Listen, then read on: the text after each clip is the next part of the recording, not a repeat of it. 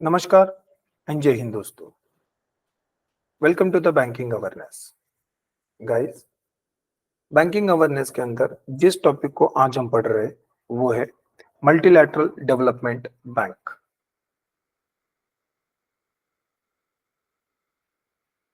Multilateral development bank, IMDb. What is multilateral development bank? Guys, ये ऐसे institution है, international financial institutions, जिनका काम है फाइनेंस करना इंटरनेशनली अलग अलग ऑब्जेक्टिव्स को सेटिस्फाई करने के लिए। और ये सारी संस्थाएं दुनिया की अलग अलग कंट्रीज एक साथ आके बनाती है, इसलिए इनको मल्टीलैटरल डेवलपमेंट बैंक कहा जाता है। हम लोगों ने पहले ही आईएमएफ और वर्ल्ड बैंक, ये दो संस्थाएं पढ़ी थी। ये दोनों संस्थाएं मल्टीलैटरल डेवलपमेंट बैंक से या फिर मल्टीलैटरल डेवलपमेंट इंस्टीट्यूशन से। ठीक है, आज के हम लेक्चर में इनके अलावा और भी दूसरे जैसे Asian Development Bank, Asian infrastructure investment Bank, BRICS bank, इन सारी संस्थाओं को पढ़ेंगे। लास्ट लेक्चर में ही हमने इसको पढ़ना शुरू किया था, मैंने आपको बस इसका एक छोटा सा इंट्रोडक्शन दिया था। ये पूरा टॉपिक आज हम इस लेक्चर में पढ़ेंगे। तो what is multilateral development bank guys? तो ये अलग अलग कंट्रीज के द्वारा बनाई गई फाइनेंशियल इंस्टीट्यूशंस होती है। लास्ट ईयर G20 की इंडिया में मीटिंग हुई थी। उस G20 की मीटिंग में एक एक्सपर्ट ग्रुप बनाया गया था, expert group on multilateral development banks.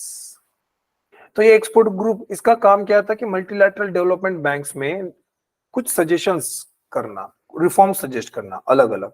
ये संस्थाएं अभी थोड़े से पुराने स्ट्रक्चर में काम कर रही है, तो बैकवर्ड हो गई है, इसलिए बदलती चैलेंजेस को एब्जॉर्ब करने के लिए इनमें कुछ सुधार करने की जरूरत है।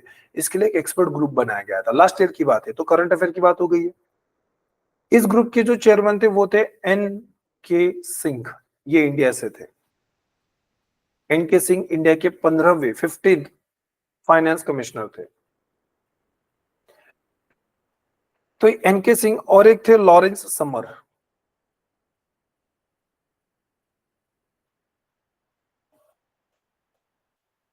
Lawrence summer, Lawrence summer USA के एक एक्सपर्ट है। ये यूएसए ट्रेजरी डिपार्टमेंट के एक एक्सपर्ट है।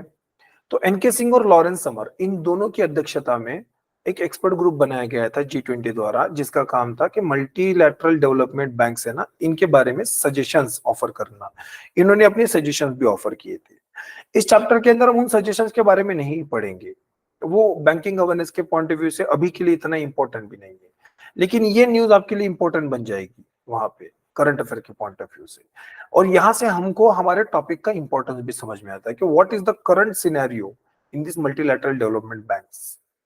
ओके, तो ये काफी इंपॉर्टेंट होती है। ये मल्टीलैटरल डेवलपमेंट बैंक अलग अलग एरिया में फोकस करती है, जैसे climate change, least develop countries, है ना, सस्टेनेबल डेवलपमेंट, ऐसे इनके अलग अलग फोकस्ड एरिया होते हैं। क्राइसिस मैनेजमेंट, इन सारे फोकस्ड एरिया पे ये मल्टीलैटरल डेवलपमेंट बैंक्स अपना काम करती रहती है। इनका प्राइमरी ऑब्जेक्टिव क्या है? ये प्राइमरीली ग्लोबल फाइनेंशियल सिस्टम को स्टेबल रखने के लिए काम करती है। ये प्राइमरीली सस्टेनेबल डेवलपमेंट को प्रमोट करने के लिए काम करती है, क्राइसिस मैनेजमेंट करने के लिए काम करती है।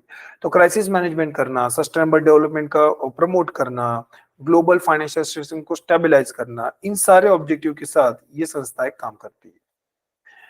लास्ट लेक्चर में मैं इनके फंक्शंस के बारे में बात कर रहा था कि इनके रोल क्या है, इनके फंक्शंस क्या है। तो इनके फंक्शंस में सबसे इंपॉर्टेंट फंक्शन होता है लेंडिंग, कर्जा देना। ये जो भी संस्था है ये अलग अलग कारणों से कर्जे देती है, वहां पे अलग अलग ऑब्जेक्टिव होते हैं उनके, जैसे सस्टेनेबल डेवलपमेंट गोल के लिए लेंडिंग करना या फिर क्राइसिस मैनेजमेंट के लिए लेंडिंग करना, अलग अलग ऑब्जेक्टिव से वो कर्जे देंगी। ठीक है, तो एक लेंडिंग इनका सबसे इंपॉर्टेंट काम होता है, कर्जा देना।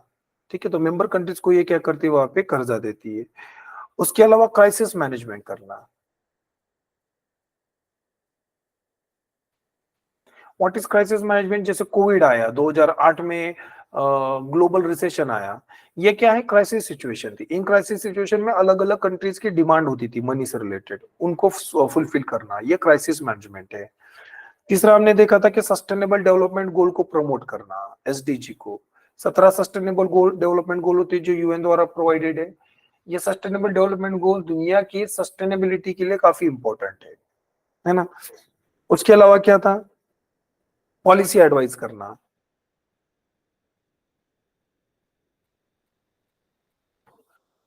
पॉलिसी एडवाइस देना, ये भी इनका काम होता है। जैसे आईएमएफ देता है पॉलिसी एडवाइस, हाँ, capacity guidance,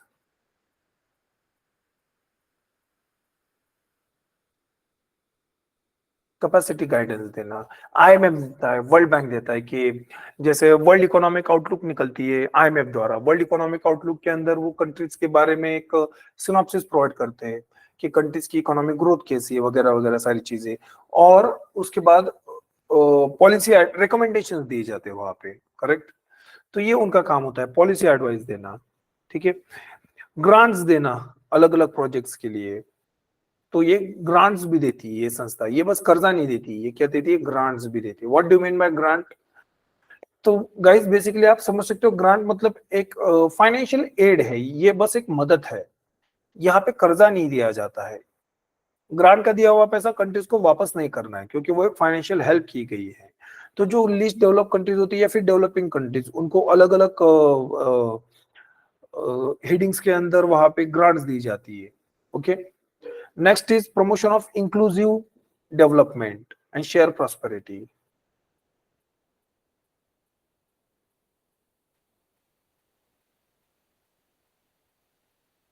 inclusive development and shared prosperity.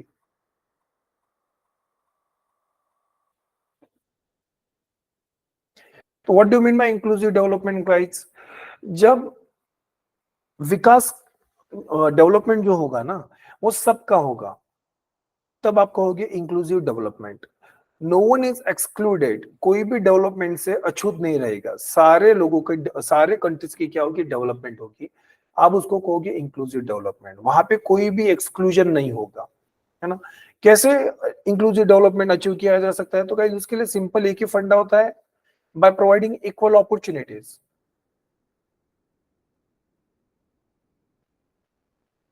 By providing equal opportunities.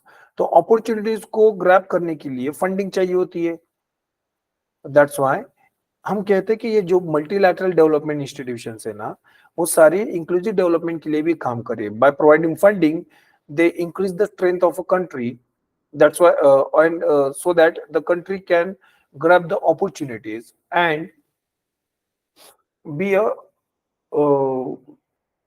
member in inclusive developments। तो इस तरीके से ये इंक्लूसिव डेवलपमेंट का काम करती है। Okay, so these are certain functions performed by these development finance institution। तो गाइस ये डेवलपमेंट फाइनेंस इंस्टीट्यूशन काफी इंपॉर्टेंट होती है। ओके, तो एक एक करके ये जो डेवलपमेंट फाइनेंस इंस्टीट्यूशन है इनको हम पढ़ते जाते हैं। सबसे पहली संस्था है हमारे सामने एशियन डेवलपमेंट बैंक, एडीबी। नाम में एशियन है, दैट डजंट मीन ये बस एशिया के लिए काम करती है, नहीं, ये पूरे इंडिया के लिए काम करती है। और अगर स्पेसिफिक में बात करूं तो ये इंडो पैसिफिक रीजन के लिए काम करती है। इंडो पैसिफिक रीजन मतलब इंडियन ओशन और पैसिफिक ओशन का रीजन। तो ये जो इंडो पैसिफिक रीजन है ना, इस रीजन में ये प्रायोरिटीली काम करती है, लेकिन इस रीजन के बाहर भी ये फंडिंग करने का काम करेगी वहां पे। इस तरीके से एशियन डेवलपमेंट बैंक एक काफी इंपॉर्टेंट बैंक बनी है। इसकी स्टैब्लिशमेंट हुई थी 1966 में, दिसंबर 1966 में एशियन डेवलपमेंट बैंक की स्टैब्लिशमेंट की गई थी।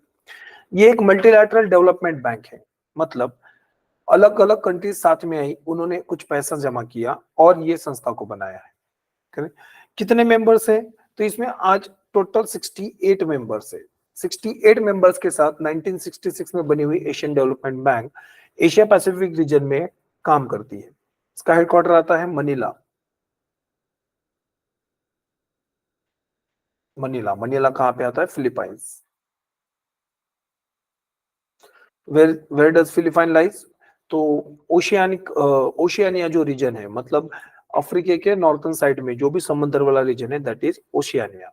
वहां पे ये एशियन डेवलपमेंट बैंक का हेडक्वार्टर बनाया गया। अभी के लिए इनके प्रेसिडेंट कौन है? President of Asian Development bank तो उनका नाम है मसात्सुगु असाकावा।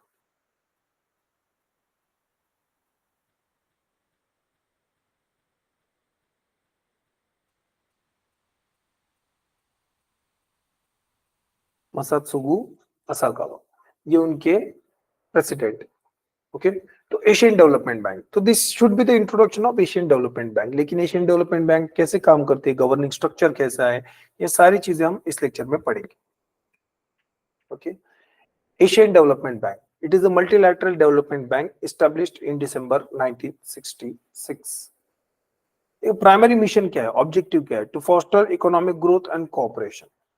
जो भी मेंबर कंट्रीज है उन मेंबर कंट्रीज के अंदर ग्रोथ अचीव करना और सारी मेंबर कंट्रीज में कोऑपरेशन लाना on economic matters. Economic related matters में एक कोऑपरेशन डेवलप करना सारी कंट्रीज के अंदर एशिया पैसिफिक रीजन में, ये इसका एक मिशन है। इस मिशन के लिए एशियन डेवलपमेंट बैंक काम करती है। इनके फंक्शंस क्या है एशियन डेवलपमेंट बैंक के, तो Asian Development bank assist members के लिए काम करती है and partners for providing loans, lending देने का काम करती है। टेक्निकल असिस्टेंस के अलग अलग मुद्दों के ऊपर उनको फाइनेंशियल असिस्टेंस की जरूरत, सॉरी टेक्निकल असिस्टेंस की जरूरत पड़ती है, वो टेक्निकल असिस्टेंस देना, ग्रांट्स देना, इक्विटी इन्वेस्टमेंट्स करना, मतलब इन्वेस्टमेंट करने के लिए, to promote social and economic development. तो किसी भी मेंबर कंट्री या फिर पार्टनर के साथ सोशियो इकोनॉमिक डेवलपमेंट करने के लिए उनको मदद करना। मदद कैसे की जाएगी, कर्जा देके, ग्रांट्स देके, इन्वेस्टमेंट करके, असिस्टेंस दे, टेक्निकल असिस्टेंस प्रोवाइड करके, इन सारे तरीकों से मदद करके एशियन डेवलपमेंट बैंक अपने फंक्शंस को फुलफिल करती है। It also provide financing to the certain private sector projects. ये बस सरकारों को ही कर्जा नहीं देती, ये प्राइवेट लोगों को भी कर्जा देती है। तो याद रखना एशियन डेवलपमेंट बैंक के फंक्शन में सॉवरिन एंड नॉन सॉवरिन दोनों तरीके के कर्जे आएंगे।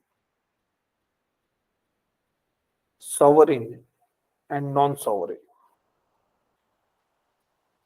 सॉवरिन मतलब सरकारी, नॉन सॉवरिन मतलब गैर सरकारी, जो सरकार नहीं है, तो उसके अंदर प्राइवेट संस्थाएं आ गई। Asian Development bank private sector में भी फंडिंग करती है, लेकिन ज्यादातर कर्जे सरकारी सेक्टर में ही होते हैं, ज्यादातर कर्जे। ठीक है, तो इस तरीके से एशियन डेवलपमेंट बैंक पब्लिक में, प्राइवेट में और पब्लिक प्राइवेट पार्टनरशिप दोनों में भी फंडिंग करती है। Asian Development bank regularly facilitate policy dialogues and provide advisory services. तो वो एडवाइजरी सर्विसेज देती, रिकमेंडेशंस देती रहती है। तो जैसे हमने देखा आईएमएफ, वर्ल्ड बैंक ये कुछ पॉलिसी एडवाइस देती है, उन्हीं उसी तरीके से एशियन डेवलपमेंट बैंक भी क्या करती है, अपनी खुद की एक पॉलिसी एडवाइस देती रहती है। दे आल्सो यूज को financing operation that tap official commercial and export credit sources while providing assistance. तो ये को फाइनेंसिंग ऑपरेशंस में भी आती है। को फाइनेंसिंग ऑपरेशंस मतलब एक से ज्यादा संस्थाएं मिलकर जब कर्जा देती है तब उसको आप कहोगे को फाइनेंस। कि वर्ल्ड बैंक आ गई, एडीबी आ गई, ऐसे बहुत बड़े बड़े प्रोजेक्ट होते हैं जहां पे अलग अलग संस्थाओं को शामिल किया जाता है, तो वहां पे को फाइनेंसिंग की जरूरत होती है। तो वो को फाइनेंसिंग करने का काम भी कौन करती है, एशियन डेवलपमेंट बैंक, एडीबी। तो गाइस फंक्शन से रिलेटेड बहुत बार सवाल पूछे जाते हैं, और किसी भी संस्था को पढ़ना है तो उनके फंक्शंस को पढ़ना, तभी जाके आपका कॉन्सेप्चुअल अंडरस्टैंडिंग बढ़ जाता है।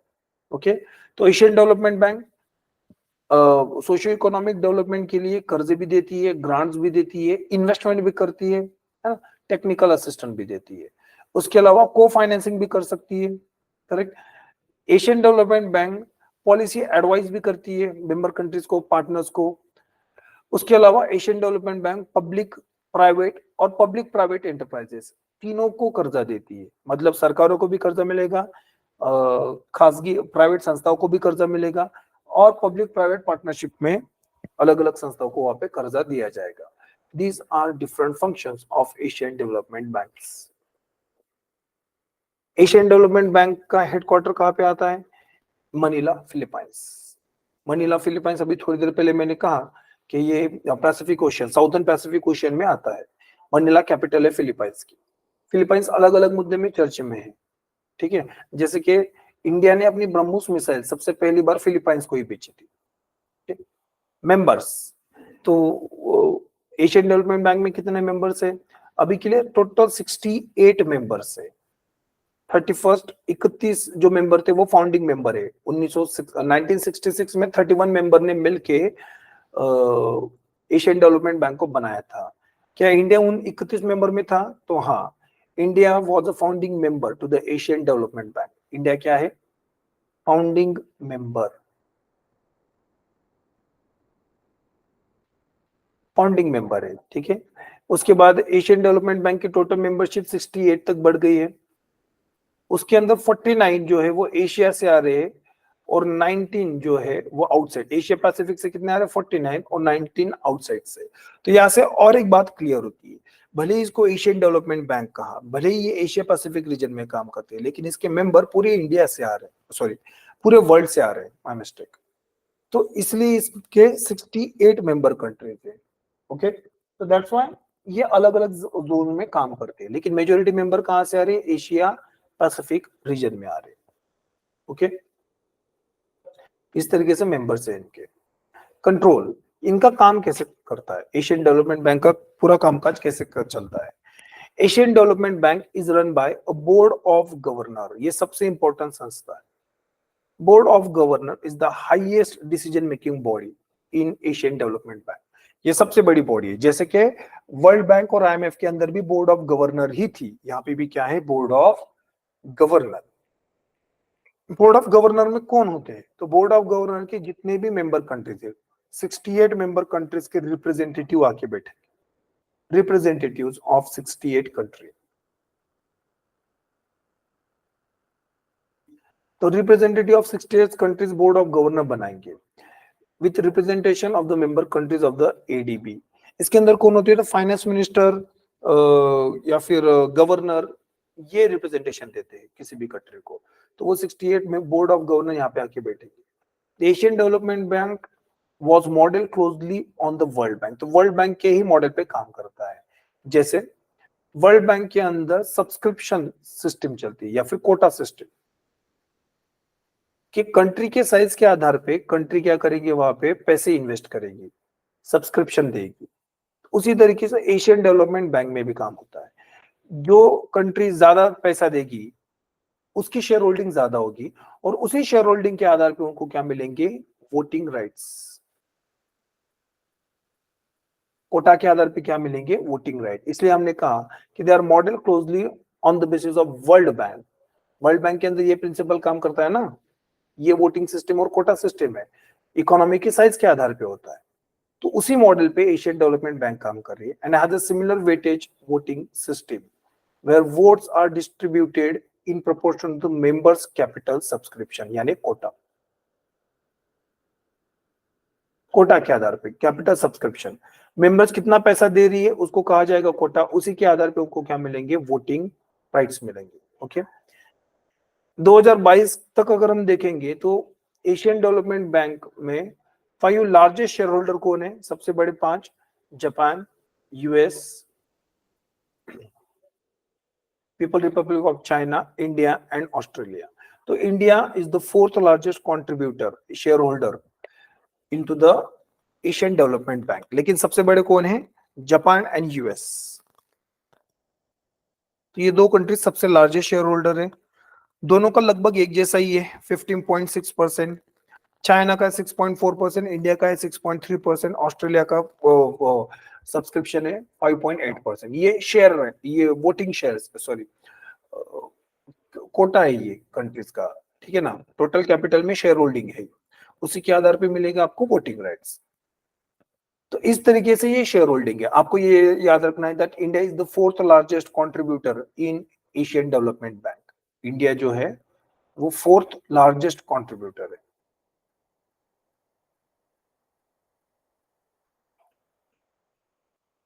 Contributor in Asian Development Bank with 5.8% share holding. 5.8% share holding के साथ इंडिया चौथा सबसे बड़ा कंट्रीब्यूटर है, और उसी के प्रोपोर्शन में मिलेंगे वोटिंग राइट्स। ओके, इस तरीके से ये वोटिंग राइट्स है। Source of funding, Asian Development bank में पैसा कहां से आ रहा है? तो सोर्स ऑफ फंडिंग क्या है? It relies on members contribution. ये एक तरीके से कोऑपरेटिव सोसाइटी की तरह काम कर रही है, इसको कोऑपरेटिव सोसाइटी नहीं बोलना, लेकिन उसी तरीके से काम कर रही है कि कोई भी कंट्री मेंबर बनेंगी तो वो पैसा लाएंगी, तो members contribution. Then retain earning from lending, जो भी कर्जा दिया जाता है तो कर्जों के ऊपर इंटरेस्ट रिसीव करेगी ये बैंक्स, और उस इंटरेस्ट को कमाई मतलब प्रॉफिट की तरह यहाँ पे रखा जाएगा, तो वो दूसरा सोर्स हो गया। Third, repayment of loan for funding and the repayment of loan for the funding of organisations. तो ये तीन सोर्सेस है। इसके अलावा और भी होता है, जैसे बॉन्ड्स इशू करना, बॉन्ड्स अलग अलग तरीके के बॉन्ड, जैसे ग्रीन बॉन्ड, इंफ्रास्ट्रक्चर बॉन्ड, ऐसे अलग अलग तरीके के बॉन्ड ही इशू करते हैं। ग्रीन बॉन्ड क्या है? ये ऐसे बॉन्ड्स होते हैं जो ग्रीन एनर्जी में इन्वेस्ट किए जाते हैं। इंफ्रास्ट्रक्चर बॉन्ड क्या है? ये ऐसे बॉन्ड है जो इंफ्रास्ट्रक्चर के प्रोजेक्ट में इन्वेस्ट किए जाते हैं। या फिर नॉर्मल बॉन्ड्स, ये बेच के भी ये क्या करते हैं, अपनी फंडिंग को जनरेट करते रहते हैं। तो that's how Asian Development bank में अलग अलग सोर्सेस से पैसा आता है। ओके, तो this is the source of funding. तो गाइस, इस तरीके से एशियन डेवलपमेंट बैंक के अंदर फंडिंग आती है। तो गाइस, एशियन डेवलपमेंट बैंक से रिलेटेड ये सारी चीजें काफी इंपॉर्टेंट है आपके लिए। ओके, याद रखना, अभी के लिए जो भी एशियन डेवलपमेंट बैंक के क्या बोलते प्रेसिडेंट है, उनका नाम है मसात्सुगु असाकावा।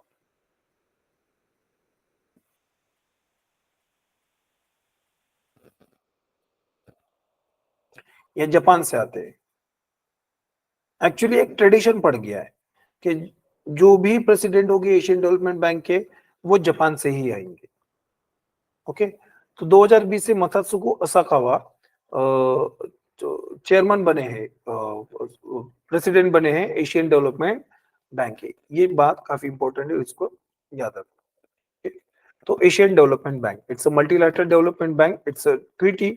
पर्पस क्या है? सोशियो इकोनॉमिक डेवलपमेंट करना। हेडक्वार्टर कहाँ पे? मनीला, फिलीपाइंस में। कहाँ पे काम करती है? इनका रीजन इंडो पैसिफिक रीजन है। मेंबर कंट्रीज कितनी? टोटल 68 मेंबर कंट्रीज है। इंडिया है क्या? हाँ, इंडिया इसका मेंबर है। इंडिया एक्चुअली फाउंडिंग मेंबर है और फोर्थ लार्जेस्ट शेयर होल्डर भी है। प्रेसिडेंट कौन है? मसात्सुगु असाकावा। ओरिजिन इसके, सॉरी ओरिजिन बोल रहा हूँ, मेन ऑर्गन्स या फिर इनका जो भी स्ट्रक्चर है, तो स्ट्रक्चर के अंदर सबसे important body board of governor, जहाँ पे सारी मेंबर कंट्रीज के रिप्रेजेंटेटिव आके बैठेंगे। So that's Asian Development bank. Okay, बढ़ते नेक्स्ट इंस्टीट्यूशन की तरफ, AIIB, Asian infrastructure investment bank. ये दूसरी तरीके की एक मल्टीलैटरल डेवलपमेंट बैंक है। एक हमने देखी एशियन डेवलपमेंट बैंक, दूसरी है Asian infrastructure investment bank. Guys, Asian infrastructure investment bank ये एक्चुअली चाइना का एक प्रपोजल था। चाइना ने एशियन इंफ्रास्ट्रक्चर इन्वेस्टमेंट बैंक को प्रपोज किया था, इसलिए आज भी सबसे ज्यादा शेयर होल्डिंग चाइना की है यहाँ पे, एशियन इंफ्रास्ट्रक्चर इन्वेस्टमेंट बैंक में, और इंडिया भी इसका मेंबर है। तो what is this? Asian infrastructure investment bank, ये भी एक्चुअली एक मल्टीलैटरल डेवलपमेंट बैंक है। एक ट्रीटी है, एक एग्रीमेंट है कंट्रीज के बीच में। ओके, इसका हेडक्वार्टर आता है बीजिंग, चाइना के अंदर। 2015 में 2016 में इसका टोटल फंक्शनिंग स्टार्ट हुआ था। एग्रीमेंट भले ही 2015 में हुआ था, लेकिन इसका काम शुरू हुआ था, फाउंडेशन हुआ था इसका 2016 में। अगर हम देखेंगे कि ये सबसे ज्यादा काम कहाँ पे करती है, तो एशिया, अफ्रीका, ओशियानिया, इन रीजन में ये ज्यादातर काम करती है। जैसे मैंने आपको बताया कि एशियन डेवलपमेंट बैंक, तो एशियन डेवलपमेंट बैंक ज्यादातर इंडो पैसिफिक रीजन में काम करती है। उसी तरीके से एशियन इंफ्रास्ट्रक्चर बैंक ये जो है ना, ये Indo Africa, sorry Asia, Africa and Oceania, इन रीजन में काम करती है। टोटल मेंबरशिप कितनी है? तो 109 कंट्रीज इसके अंदर अभी के लिए मेंबर है। ओके, जीन लिकन,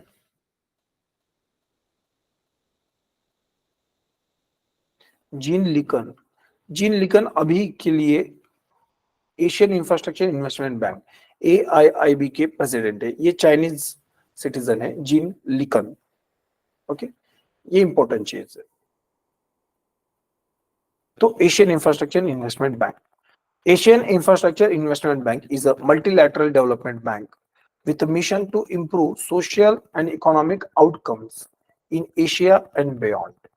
तो मतलब एशिया तक नहीं है, एशिया के बाहर भी ये काम करेगी, इतना याद रखना है आपको। एग्जाम में बहुत बार सवाल ऐसा पूछा जाएगा that AIIB, Asian infrastructure investment bank, या फिर Asian Development bank function only for Asia, क्योंकि दोनों के नाम में एशिया है ना, तो ऐसा नहीं है। इनकी शुरुआत प्राइमरली एशिया से हुई थी, लेकिन अब ये पूरी दुनिया में काम कर रही है। तो Asian infrastructure investment Bank is a multilateral development bank with a mission to improve socio economic develop outcomes in Asia and beyond. कुल मिला के 57 फाउंडिंग मेंबर थे। इंडिया था क्या? Yes, India was the founding member. अभी के लिए total 109 member है, लेकिन 57 फाउंडिंग मेंबर है। एशियन डेवलपमेंट बैंक में 31 थे। तो agreement comprises membership of the bank. इसका हेडक्वार्टर रखा गया बीजिंग, चाइना में। हेडक्वार्टर कहाँ पे? बीजिंग, चाइना में। Bank started operation after the agreement entered into the force on 25 December 2015। Agreement बना था 2015 में, लेकिन फॉर्मेशन कब हुआ? एआईआईबी का 2016। तो since 2016 AIIB was functioning in the world. After ratification were received from the 10 member states holding total number of 50% of the initial subscription of authorized capital stock. मतलब जितना भी ऑथराइज कैपिटल था उसका 50% से ज्यादा जब सैंक्शन किया गया 10 मेंबर कंट्रीज के द्वारा, तब जाके 2016 में ये ऑपरेशनलाइज हुई है। सिंपल मीनिंग यही। AIIB इनके एम्स क्या है? by investing in sustainable infrastructure and other productive sectors। तो अलग अलग इंफ्रास्ट्रक्चर सेक्टर में इन्वेस्टमेंट करना, ये इनका एक ऑब्जेक्टिव है। It aim to connect people, service, markets that over time will impact the lives of billions and build a better future. तो आता एक लंबा चौड़ा एक ऑफिशियल स्टेटमेंट है, बट बेसिकली इंफ्रास्ट्रक्चर के अंदर इन्वेस्टमेंट करना और कर्जा देना ही उनका काम है। Membership, there are more than 100, 109 में, sorry 190 my mistake, 109 member countries है इसके अंदर अभी के लिए, ये याद रखना है। तो 109 member countries are there in AIIB। Voting rights, तो वोटिंग राइट्स कैसी है? वोटिंग राइट्स भी यहाँ पे वही जो वर्ल्ड बैंक का फंडा है, same funda, that quota dominate the voting right. जितना बड़ा कोटा उतनी ज्यादा वोटिंग राइट्स। तो China is the largest share holder with 26.6% of voting share. सबसे बड़ा शेयर होल्डर कौन है? चाइना, क्योंकि चाइना ने ही प्रमोट किया था in the bank, followed by India. Second number पे कौन है? इंडिया। तो एशियन डेवलपमेंट बैंक ADB के अंदर India is the fourth largest share holder. Asian infrastructure investment bank, इसके अंदर India is the second largest share holder. उसके बाद रशिया आ रहा है, जर्मनी आ रहा है। The regional members hold 75% of the total voting power in bank। Regional members मतलब Asian, African, Oceania reason के जो भी मेंबर्स हैं, वो मेंबर्स 75% होल्डिंग करेंगे, शेयर होल्डिंग। बाकी रीजन के लोग आपकी पूरी 75%, सॉरी 25% वहां पे वो बाकी रीजन से मेंबर्स रखे जाएंगे वहां पे। तो ये इंपॉर्टेंट है कि Asian infrastructure investment bank AIIB, इसके अंदर रीजनल जो भी मेंबर्स है उनके लिए 75% का कोटा ऑलरेडी सेट किया गया। China is the biggest contributor, India is the second biggest contributor in AIIB।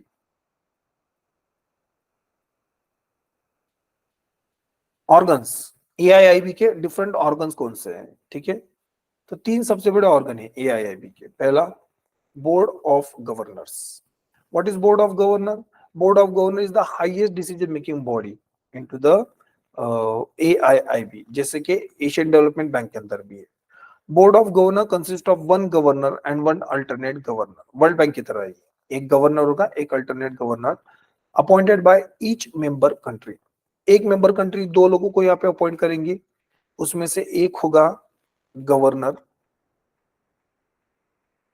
और दूसरा होगा अल्टरनेट गवर्नर। ठीक है, तो गवर्नर और अल्टरनेट गवर्नर मिलके यहाँ पे मेंबरशिप धारण करेंगे। गवर्नर कौन होते हैं वहां पे? Generally governor finance minister, alternate governor, country के सेंट्रल बैंक के गवर्नर होते हैं। इस तरीके से होगी। Governor, alternate governor serve the pleasure for appointing member. Okay, उसके अलावा दूसरी संस्था है board of director. Board of governor का काम होता है बड़े बड़े डिसीजन लेना। It is the highest decision making body.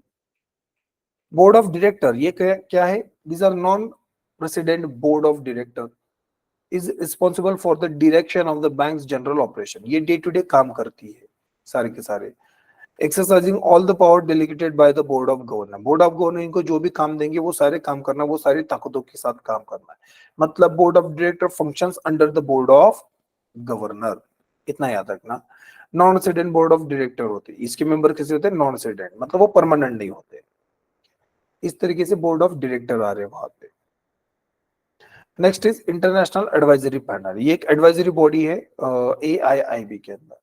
The bank has established an international advisory panel, एक एडवाइजरी बॉडी है to support the president and senior management on bank strategies and policies as well as on general operational issues. तो जैसे parliament के अंदर अलग अलग committees बनाई गई है ना, उन कमिटीज का काम क्या होता है? अलग अलग मुद्दों के ऊपर चर्चा करना, एक असेसमेंट करना और एक ओपिनियन, एक advice on the basis of study parliament को देना। उसी तरीके से इंटरनेशनल एडवाइजरी पैनल है, एक तरीके से कमिटी है। इसका काम है AIIB के फंक्शंस को स्मूथ रखना। ओके, तो इस तरीके से AIIB काम करती है। ओके, तो Asian infrastructure investment Bank, I hope so इनके फंक्शंस आपको समझ में आए होंगे, इनकी ऑर्गेनाइजेशन आपको समझ में आएगी। AIIB 2016 में बनाई गई थी संस्था। Since 2016 it was in operation। एक इंटरनेशनल फाइनेंस इंस्टीट्यूशन है, मल्टीलैटरल डेवलपमेंट बैंक है।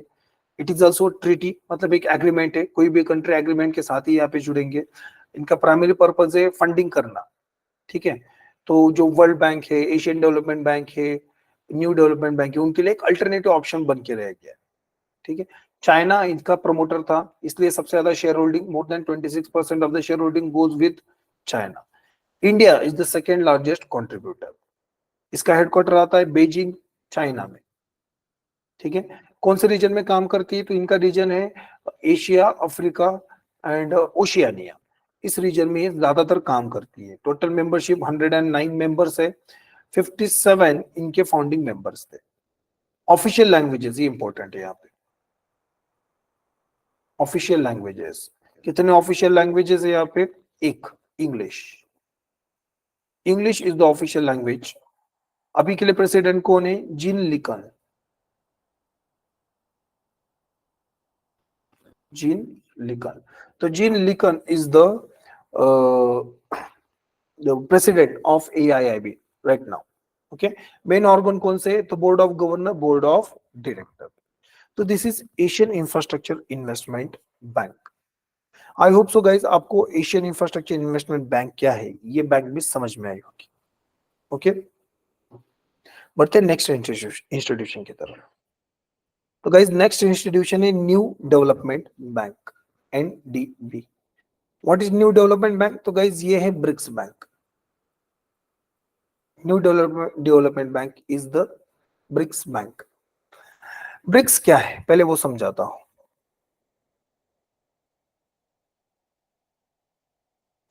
ब्रिक्स की शुरुआत 2009 में हुई थी।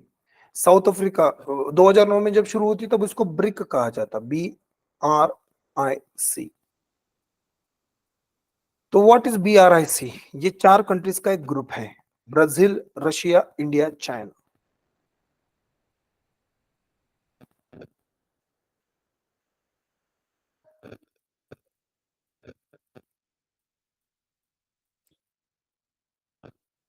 Russia, India and China.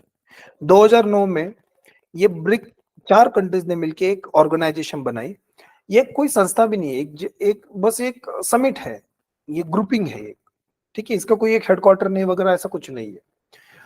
तो ये एक एग्रीमेंट है एक तरीके से। तो ब्रिक एक एग्रीमेंट है 4 कंट्रीज के बीच में। चारों ने अपने कंट्रीज के इनिशियल से ये ब्रिक नाम बनाया है। ओके, तो ब्रिक 2009 में ब्रिक की पहली बार मीटिंग हुई थी। 2010 में ब्रिक में साउथ अफ्रीका को ऐड किया गया और ये बन गए BRICS. S stand for South Africa.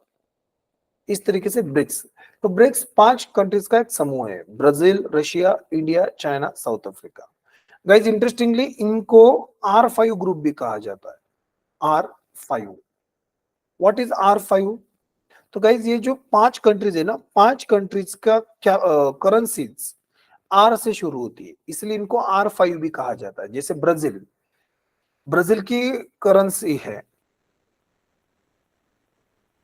Brazil की करेंसी है रियाल। रशिया, रशिया की करेंसी है आपकी रूबल। इंडिया, इंडिया की करेंसी सबको पता है रुपी। चाइना, चाइना की करेंसी का नाम है युआन, लेकिन उसको और एक नाम है renminbi. Last is South Africa, South Africa की करेंसी है अफ्रीकन रेन। तो पांचों करेंसीज आर से शुरू होती है, इसलिए इसको R5 ग्रुप भी कहा जाता है। तो आपको ऐसे ग्रुपिंग्स के ऊपर बहुत बार सवाल पूछे जाते हैं कि कौन से ग्रुप होते हैं। जैसे G4 ग्रुप के बारे में आपको पूछा जाएगा, व्हाट इज G4 ग्रुप, आप बता पाओगे फिर? सर G4 ग्रुप 4 कंट्रीज का ग्रुप है, जिसके अंदर ब्राजील है, इंडिया है, देन जर्मनी है, जापान है। चारों कंट्रीज क्या है, ये सिक्योरिटी काउंसिल के अंदर परमानेंट मेंबरशिप के दावेदार है। ठीक है, तो इस तरीके से आप कह सकते हो G4 ग्रुप, है ना। आपको ट्रिकी सवाल भी पूछ सकते हैं कि which among the following group have Brazil and India as a member. तब आप बता पाओगे कि R5 ग्रुप और G4 ग्रुप के अंदर वो क्या है, मेंबर्स है। ओके, तो ये ग्रुपिंग्स के ऊपर बहुत बार सवाल पूछे जाते हैं। तो ब्रिक्स जो है ना, इसकी शुरुआत हुई थी आपकी 2010 में। आज ब्रिक्स के अंदर 5 नहीं, टोटल 9 मेंबर है। मतलब पहले थे ब्रिक, BRICS, ये 5 कंट्रीज के नाम पता है। उसके बाद आ गया आपका Egypt, Uruguay, UAE, Bangladesh.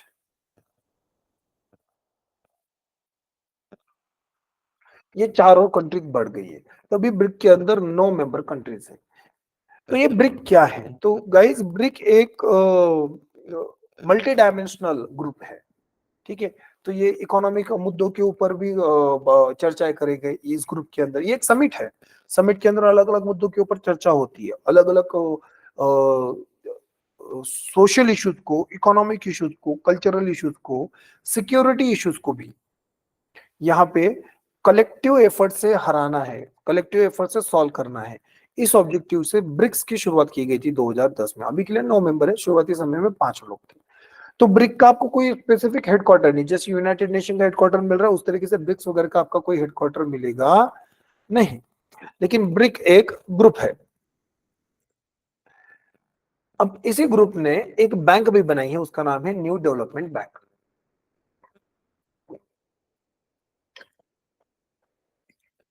What is this new development bank? तो गाइस न्यू डेवलपमेंट बैंक 2014 में ब्राजील के अंदर एक मीटिंग थी, फोर्टेलाजा इस जगह पे, फोर्टेलाजा, ये नाम याद रखना। जैसे सैन फ्रांसिस्को कॉन्फ्रेंस के बाद बनी United nation, Brayton would conference के बाद बनी आपकी IMF and world bank, Marrakesh agreement के बाद बनी आपकी वर्ल्ड ट्रेड ऑर्गेनाइजेशन। उसी तरीके से फोर्टेलाजा एग्रीमेंट के बाद बनी, फोर्टेलाजा कॉन्फ्रेंस के बाद बनी आपकी न्यू डेवलपमेंट बैंक एंड दूसरी संस्था CRA, कंटेंजेंट रिजर्व एग्रीमेंट। ये दोनों संस्थाएं अभी पढ़ेंगे हम। सो न्यू डेवलपमेंट बैंक क्या है? न्यू डेवलपमेंट बैंक एक मल्टीलैटरल डेवलपमेंट इंस्टीट्यूशन है, जैसे कि आपकी एशियन डेवलपमेंट बैंक AIIB, ये उसी तरीके की संस्था है new development bank. New development Bank का हेडक्वार्टर कहाँ पे गाइस? तो इसका हेडक्वार्टर पे आता है आपका शंघाई, चाइना के। याद रखना, Asian infrastructure investment bank AIIB का हेडक्वार्टर आता है आपका बीजिंग में। और new development bank, BRICS bank का हेडक्वार्टर आता है आपका शंघाई में। कंफ्यूज नहीं होना, दोनों चाइना में आते हैं, लेकिन एक बीजिंग में तो दूसरा शंघाई में। 2015 से इसने 2014 में फोर्टिलाजा कॉन्फ्रेंस हुई थी, उसके बाद 2015 में न्यू डेवलपमेंट बैंक की शुरुआत हुई थी। एक इंटरनेशनल फाइनेंस इंस्टीट्यूशन है, अगेन इट्स अ ट्रीटी। अभी के लिए 9 मेंबर है, उन 9 मेंबर के नाम मैंने आपको बताया। वहां पे ब्राजील है, बांग्लादेश है, चाइना है, इजिप्ट है, इंडिया है, रशिया है, साउथ अफ्रीका है, यूएई है, उरुग्वे है। ओके, इसकी ऑफिशियल लैंग्वेज इंग्लिश है, एक ही लैंग्वेज है। ऑफिशियल लैंग्वेज क्या है? इंग्लिश। ओके, अभी के लिए इसके प्रेसिडेंट कौन है? प्रेसिडेंट है दिल्मा रूसोफ।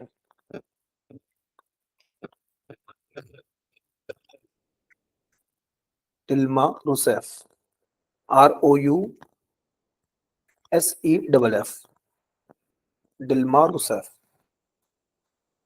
ये नाम याद रखना गाइस, प्रेसिडेंट का इंपॉर्टेंट है। और कभी भी याद रखना, ये जो प्रेसिडेंट्स होते हैं ना, ये बदलते रहते हैं, तो आप कभी भी एग्जामिनेशन के लिए जाओ, मान लो अभी 2 महीने बाद भी आपको एग्जामिनेशन में जाना है, तो ये प्रेसिडेंट का नाम चेक करके जाना। पता चला कि ये करंट अफेयर में आया है, ये बदल दिए गए हैं, तो इसलिए ये आपका काम है कि किसी भी इंस्टीट्यूशन के प्रेसिडेंट के बारे में आपको पहले ही इंफॉर्मेशन लेनी है वहां पे। तो इस तरीके से ये संस्था बनी है। तो new development bank, new development bank is a multilateral development bank established by Brazil, Russia, India, China and South Africa, BRICS countries द्वारा, with the purpose of mobilizing resources for infrastructure and sustainable development projects in emerging market and developing countries. EMDCs target कौन है? Emerging market and developing countries. Headquarter कहां पे आता है? Shanghai, China के अंदर। ठीक है, मेंबर्स मेंबर्स कितने हैं न्यू डेवलपमेंट बैंक के अंदर? तो अभी के लिए 9 मेंबर्स है, वो सारे नाम मैंने बता दिए थे आपको। ठीक है, रिसेंटली कौन ऐड हुआ है? इजिप्ट। तो इस तरीके से इसके मेंबर्स है गाइस। भले ही न्यू डेवलपमेंट बैंक, ब्रिक्स का कोई हेडक्वार्टर नहीं है, लेकिन न्यू डेवलपमेंट बैंक इसका हेडक्वार्टर कहाँ पे आता है? शंघाई। लेकिन इसके चारों जो फाउंडिंग मेंबर है ना, उनकी कंट्रीज में अलग अलग रीजनल ऑफिसेस भी बने हैं। तो इंडिया में भी इसका रीजनल ऑफिस बना है। ओके, जैसे कि ब्राजील में बना है, साओ पाउलो में, साउथ अफ्रीका में जोहान्सबर्ग में है, रशिया मॉस्को में है। उसी तरीके से इंडिया में कहाँ पे मिलता है? Gift city.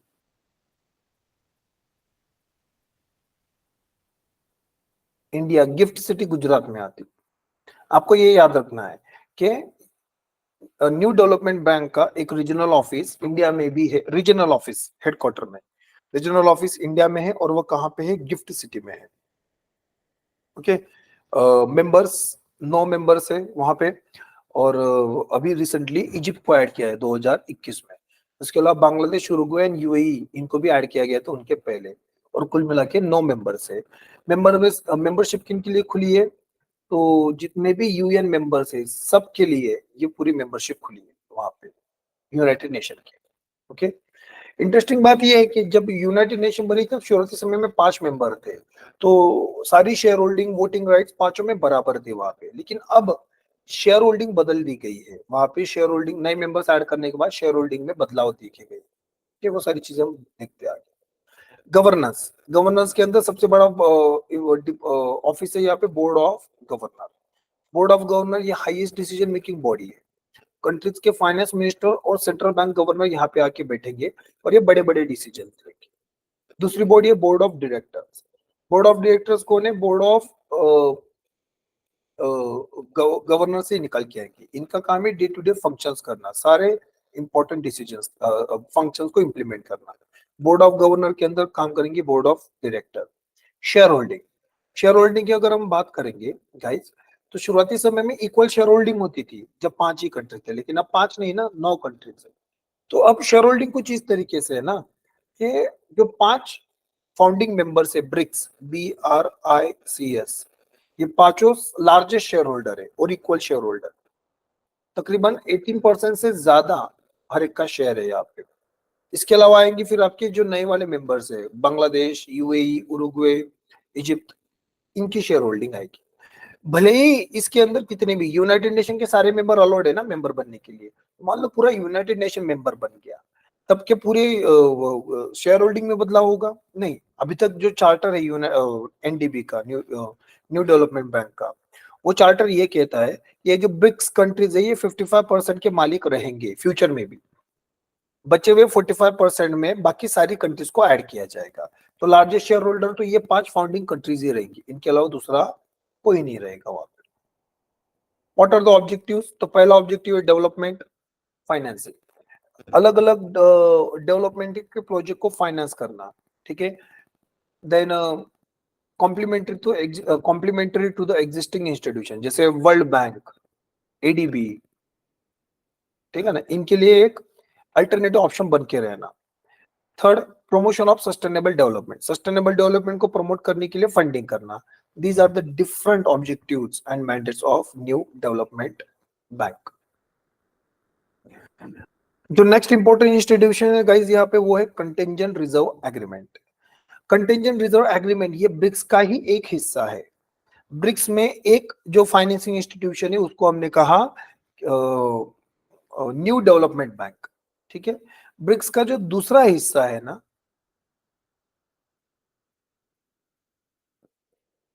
वो है contingent reserve agreement. What is contingent reserve agreement guys? तो ये आईएमएफ का एक अल्टरनेट ऑप्शन है। IMF, international monetary fund. International monetary fund जिस तरीके से इंटरनेशनल मॉनेटरी फंड जिस तरीके से बैलेंस ऑफ पेमेंट क्राइसिस को मैनेज करने के लिए काम करती है, फाइनेंशियल स्टेबिलिटी के लिए काम करती है, उसी तरीके से कंटिंजेंट रिजर्व एग्रीमेंट ब्रिक्स के अंदर बनाया गया था। मतलब new development bank World bank का अल्टरनेटिव ऑप्शन है, तो कंटिंजेंट रिजर्व एग्रीमेंट ब्रिक्स के अंदर ये आईएमएफ का अल्टरनेटिव ऑप्शन है। और दोनों को एक ही समय में बना गया था फोर्टेलाजा के अंदर।